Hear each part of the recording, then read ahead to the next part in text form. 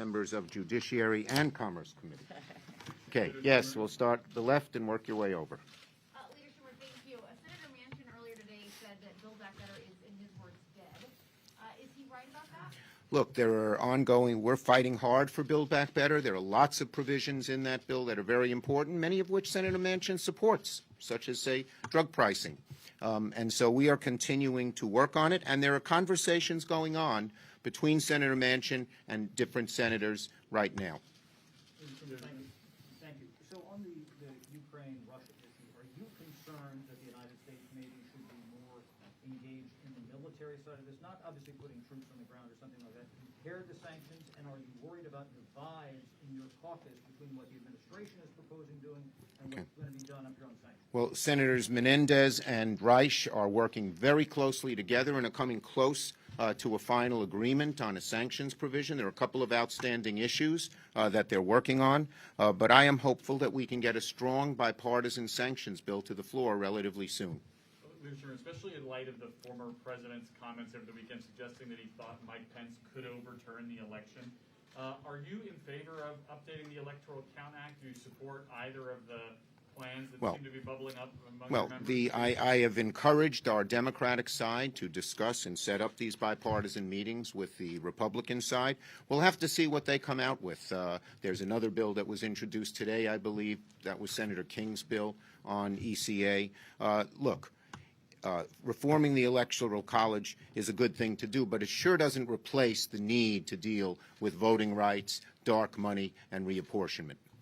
Next. Leader Schumer, will you be moving ahead with standalone votes on Build Back Better this month? And if not, then what's changed? Well, as I said, we're continuing to have discussions, and we will be moving forward on Build Back Better.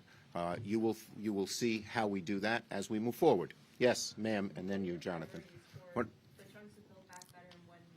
Yeah, look, as I said, Build Back Better, we want to get as much of Build Back Better done as we can, and you will see us move forward on it.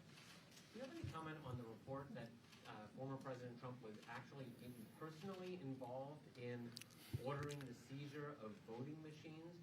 And what impact does that have in your view that any ECA bill needs to be broadened to at least address election administration? On your second question, as I said, I thought ECA it has to do other things, and I mentioned three that were in the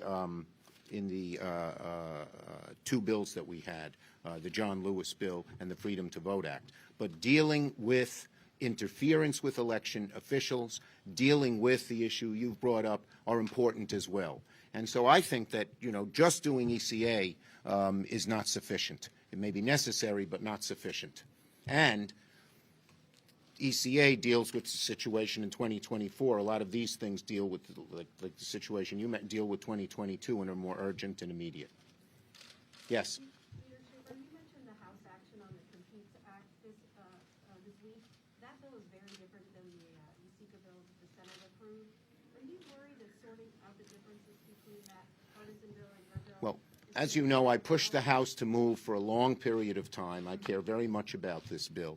Actually, the framework that they set up and the framework that's in the USICA bill are not that far apart. I believe all the gaps are very bridgeable. We're having productive discussions with the House Democrats. I don't know if any Republicans will support it in the House, but we're also having productive discussions with Senate Republicans, and we will get, I am very optimistic we will get this bill done very shortly.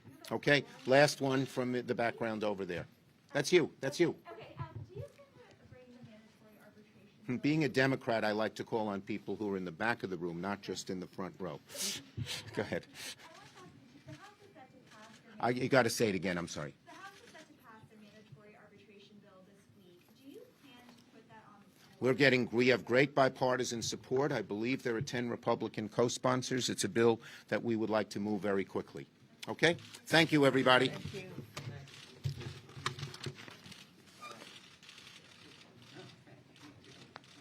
Okay, Richard. Well done.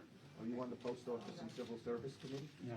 In the old days, the worst committee to get on was the Post Office and Civil Service Committee. If they gave you that one, they weren't.